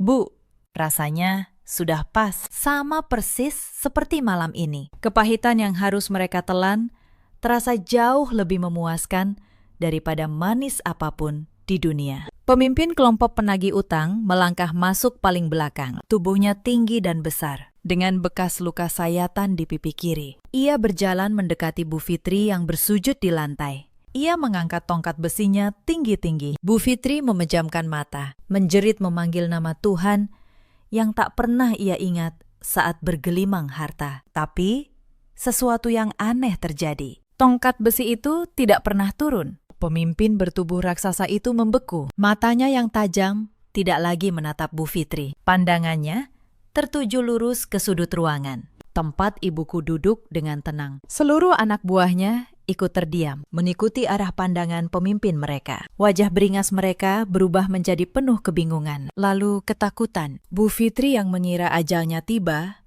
perlahan membuka mata. Ia melihat sang pemimpin melangkah menjauh darinya, melewati pecahan kaca tanpa peduli. Pria raksasa yang ditakuti seluruh kota itu berjalan ke arah ibuku, bukan dengan langkah pemburu yang mengejar mangsa, melainkan dengan langkah seorang bawahan yang menghadap atasannya. Ia berhenti 3 meter di depan ibuku. Lalu, tanpa diduga siapapun, ia meletakkan tongkat besinya di lantai. Ia membungkukkan tubuhnya sangat rendah, hingga kepalanya hampir menyentuh lutut. Seluruh anak buahnya serentak mengikuti, membungkuk hormat kepada perempuan yang tadi dihina sebagai pembantu miskin. Mohon ampun sebesar-besarnya, Nyonya Aminah, ucap sang pemimpin dengan suara bergetar penuh hormat. Saya tidak menyadari Anda ada di sini. Jika saya tahu sejak awal, saya tidak akan pernah masuk dengan cara seperti ini. Para tamu yang bersembunyi hanya bisa melongo. Bu Fitri dan Danis membeku, seolah waktu berhenti berputar. Suasana di ruangan menjadi sangat ganjil. Teriakan histeris para tamu perlahan mereda, digantikan kesunyian yang mencekam. Mereka menyaksikan pemandangan yang sama sekali tidak masuk akal. Pemimpin kelompok penagih utang paling ditakuti di kota itu kini berlutut hormat di hadapan perempuan yang baru saja dihina sebagai pembantu. Bu Fitri menatap pemandangan itu dengan mulut ternganga. Otaknya tidak sanggup memproses apa yang ia lihat. Perempuan kampung yang ia suruh mencuci piring ternyata adalah sosok yang bahkan ditakuti oleh para penjahat. Dunia yang ia bangun di atas kebohongan mulai retak di depan matanya. Ibuku menyesap teh untuk terakhir kali, lalu meletakkan cangkirnya dengan tenang. Berdirilah, Bara, ujarnya dengan suara tenang namun berwibawa. Aku tidak menyalahkanmu karena menjalankan tugas. Tapi caramu masuk rumah orang tanpa permisi masih saja tidak berubah sejak terakhir kita bertemu di lahan utara. Bos Bara langsung menegakkan tubuhnya, dan terbongkarlah sebuah kebenaran besar yang selama ini disembunyikan rapat-rapat oleh ibuku. Ibuku,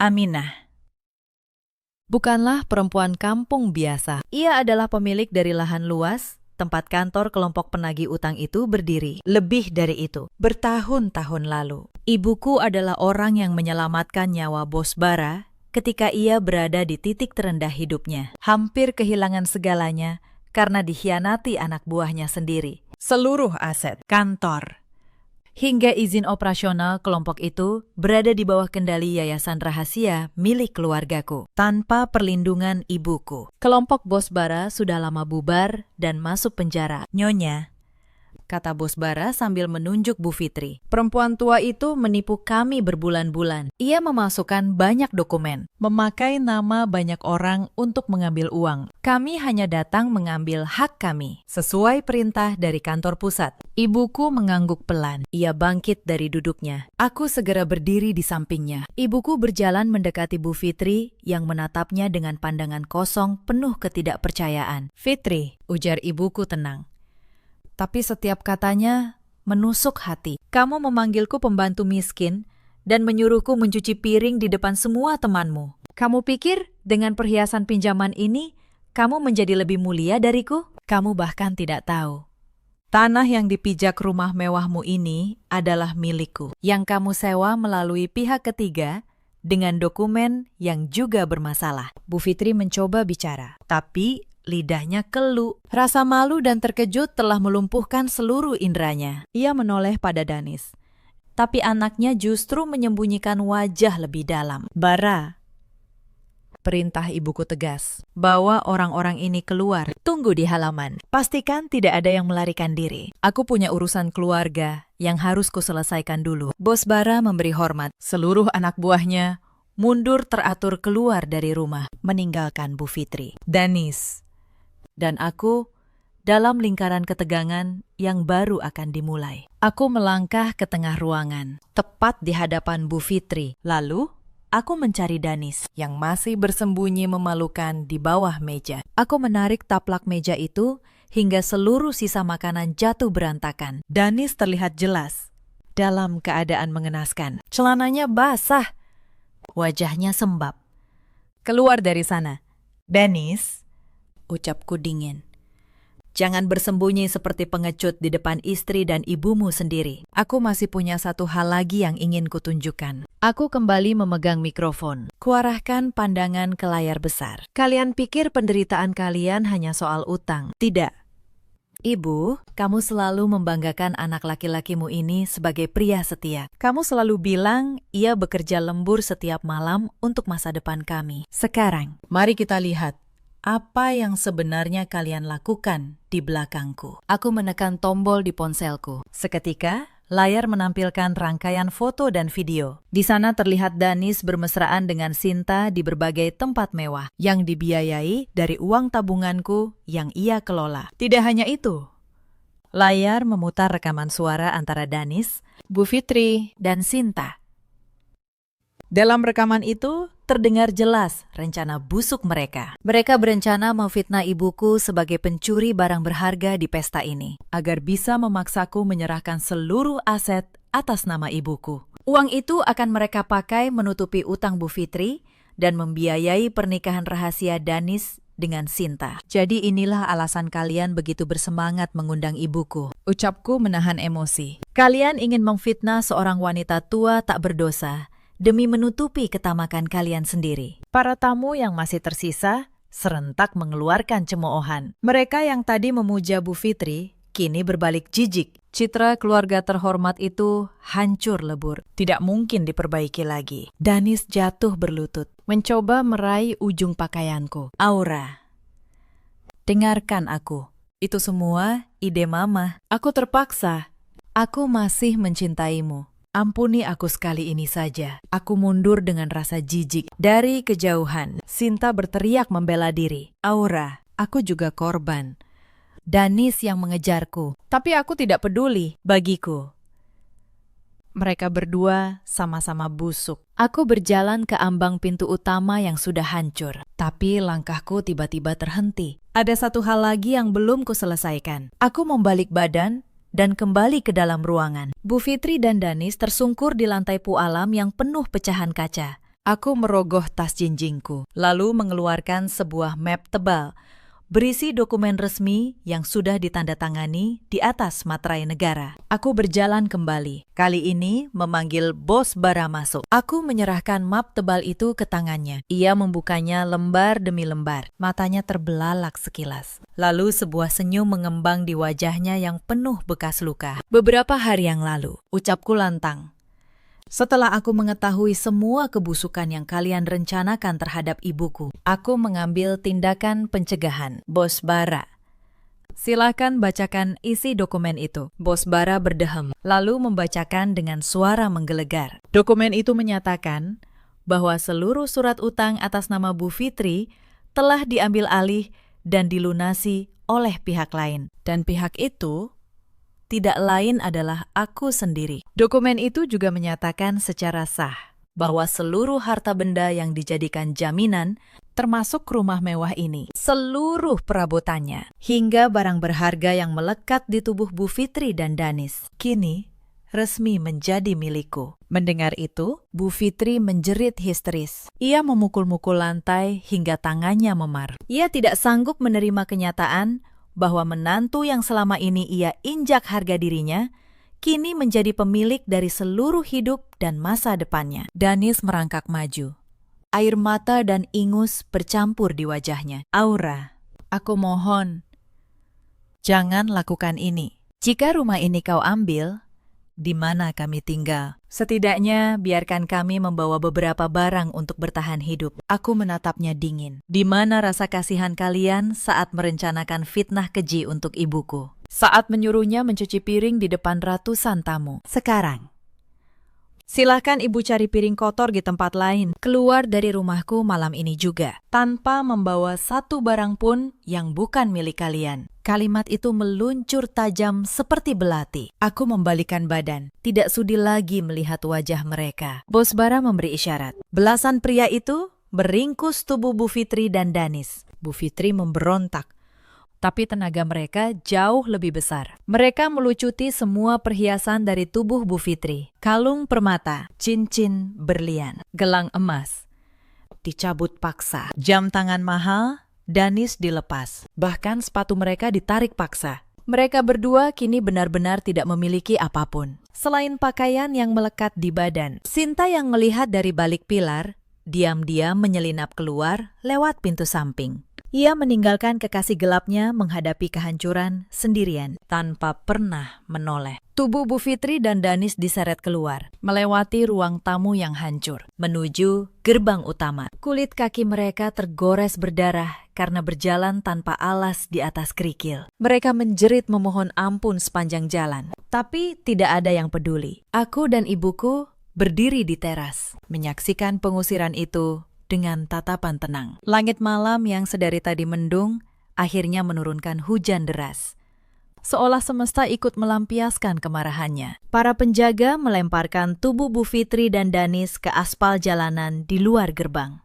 Bu Fitri menangis memeluk tubuhnya sendiri yang menggigil kedinginan. Danis menggedor sisa pagar besi, memanggil-manggil, tapi gerbang itu segera ditutup rapat dan dikunci ganda. Mereka berdua benar-benar terbuang, diusir dari istana pasir yang selama ini mereka banggakan, tanpa tujuan, tanpa harta, tanpa harga diri. Di tengah malam yang gelap dan diguyur hujan, 3 bulan berlalu sejak malam kehancuran itu. Kehidupan Bu Fitri dan Danis yang dulu dipenuhi pelayanan kelas atas, kini hanya tinggal kenangan. Mereka terdampar di sebuah pasar tradisional yang padat dan kotor. Aroma busuk sayuran membusuk, genangan air bercampur lumpur, dan bau amis ikan menjadi pemandangan mereka setiap hari. Mereka tidak punya tempat tinggal layak. Mereka tidur beralaskan kardus bekas di depan toko yang tutup, berlindung dengan kain sarung lusuh penuh tambalan. Danis, pria yang dulu selalu tampil rapi dengan jas mahal, kini terpaksa menjadi kuli panggul serabutan. Sejak pagi ia memanggul karung sayuran yang bobotnya melebihi kekuatannya. Telapak tangannya yang dulu halus, kini penuh luka lecet. Setiap kali ia mencoba beristirahat, mandor pasar meneriakinya, bahkan menendang kakinya. Upah sehari hanya cukup membeli 2 bungkus nasi dengan lauk tempe. Pada malam, mereka diusir. Danis sempat mencari Sinta dengan harapan mendapat tempat berteduh. Tapi Sinta mengusirnya dari depan pintu, mengutuknya sebagai pria miskin tak berguna, lalu menghilang bersama pria lain yang lebih kaya. Kehilangan harta, istri yang setia, dan wanita simpanan dalam satu malam benar-benar menghancurkan mental Danis. Penderitaan yang lebih tragis dialami Bu Fitri. Perempuan yang dulu gila hormat itu perlahan kehilangan akal sehatnya. Tekanan jatuh miskin secara mendadak membuat otaknya tidak sanggup menerima kenyataan. Suatu siang, Danis pulang memanggul beban berat sambil mencari ibunya untuk berbagi sebungkus nasi. Langkahnya terhenti di dekat tumpukan sampah sayuran. Ia melihat pemandangan yang menghancurkan hatinya. Bu Fitri sedang berjongkok di dekat genangan air cucian piring milik pedagang kaki lima. Rambutnya kusut, pakaiannya kotor, berlumur lumpur. Di tangannya ada beberapa pecahan piring plastik yang ia pungut dari tempat sampah. Ia menggosok piring-piring itu dengan air kubangan keruh. Sambil bicara sendiri dengan pandangan kosong, ia tersenyum lebar pada udara kosong. Lihat, aku sedang mencuci piring untuk pesta besar kita nanti malam. Semua hidangan harus disajikan di piring yang berkilau. Pestaku akan menjadi yang paling meriah. Kutukan yang kuucapkan malam itu benar-benar menjadi kenyataan. Bu Fitri kini menghabiskan sisa hidupnya sebagai pencuci piring kotor di jalanan, ditemani hewan-hewan jalanan yang berkeliaran. Danis berlari memeluk ibunya, menangis. Bu, sadar. Ini nasi untuk ibu. Hentikan mencuci sampah ini. Tapi Bu Fitri justru marah dan mendorong tubuh Danis, menuduhnya sebagai pelayan nakal. Pertengkaran menyedihkan antara anak dan ibu yang sudah kehilangan akal itu menjadi tontonan gratis bagi pengunjung pasar. Tapi karma belum selesai menyiksa Danis hari itu. Dari gang sempit muncul 3 pemuda berwajah preman. Mereka adalah penagih utang kelas teri yang pernah meminjamkan sedikit uang pada Danis untuk biaya makan di minggu-minggu pertama. Karena Danis belum mampu membayar bunganya. Mereka menyeretnya menjauh dan menghajarnya beramai-ramai di tengah keramaian. Pukulan dan tendangan bertubi-tubi menghantam tubuhnya. Ia hanya bisa meringkuk menahan sakit. Sementara dari kejauhan, ibunya masih tertawa kosong menggosok piring kotor. Danis memejamkan mata, menyadari bahwa hidup di dasar got paling kotor ini adalah balasan yang adil atas kejahatan hatinya di masa lalu. Beberapa waktu kemudian, di sebuah sudut jalan protokol kota yang dipenuhi gedung pencakar langit, duduk seorang pengemis dengan kondisi memprihatinkan. Pakaiannya compang-camping, tubuhnya kurus.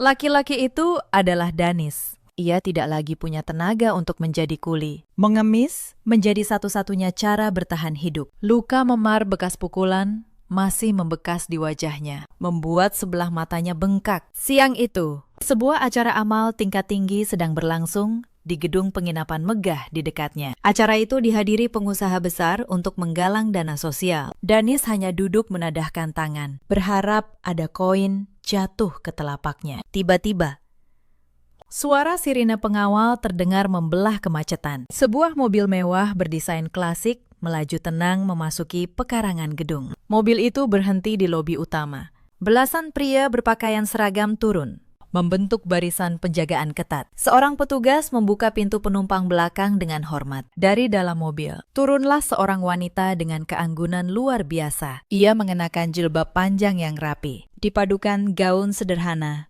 namun memancarkan wibawa tinggi. Wanita itu adalah aku. Wajahku bersinar penuh percaya diri. Sesuatu yang tidak pernah terlihat saat aku menjadi istri yang tertindas. Di belakangku, ibuku, Aminah, menyusul turun dengan langkah tegap, menampilkan sosok pemimpin perusahaan raksasa yang sesungguhnya. Mata Danis membelalak.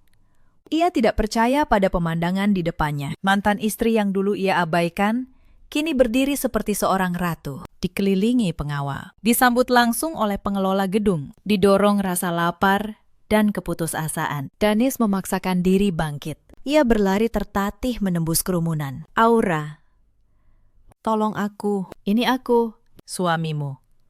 Dua pengawal langsung mencegahnya, mengira ia orang gila. Mereka mencengkeram lengannya kuat. Danis meronta, terus meneriakkan namaku. Keributan kecil itu menarik perhatianku. Aku menoleh, dan mataku bertemu sosok Danis yang sangat mengenaskan. Tidak ada lagi sisa ketampanan atau kesombongan. Yang tersisa hanya keputusasaan dan penyesalan yang terlambat. Ibuku hanya tersenyum tipis, membiarkan aku mengambil kendali. Aku memberi isyarat pada pengawal agar tidak memukulnya, hanya menahannya. Lalu aku berjalan tenang menghampiri pria yang telah menghancurkan masa laluku. Aura, tolong aku sekali ini saja. Tangis Danis di kakiku. Aku kelaparan.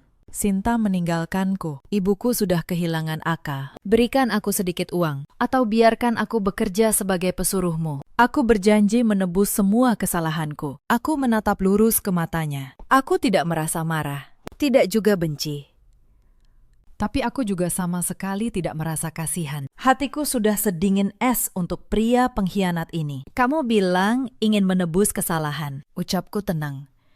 Kesalahanmu bukan padaku. Danis, kesalahanmu adalah pada dirimu sendiri. Karena menyia-nyiakan kepercayaan demi keserakahan. Kamu menabur angin, maka kamu menuai badai itu sendirian. Aku sudah lama memaafkanmu. Tapi memaafkan bukan berarti membebaskanmu dari hukum karma yang harus kamu jalani. Semesta sedang mendidik muridnya yang paling keras, dan aku tidak punya hak menghentikan pelajaran itu. Setelah mengucapkan kalimat itu, aku merogoh saku. Aku mengeluarkan sekeping koin logam 100 rupiah yang kebetulan kutemukan di meja riasku pagi tadi. Aku memegangnya dengan 2 jari, lalu dengan gerakan yang sangat merendahkan, kulemparkan koin itu tepat ke arah dahi Danis. Koin itu membentur dahinya, lalu jatuh menggelinding masuk ke parit. Danis terdiam, menatap koin itu dengan tatapan kosong. Lemparan koin 100 rupiah itu adalah tamparan paling menyakitkan yang pernah ia terima. Sebuah penegasan bahwa harga dirinya kini lebih rendah dari nominal koin terkecil sekalipun. Tanpa menoleh lagi, aku membalik badan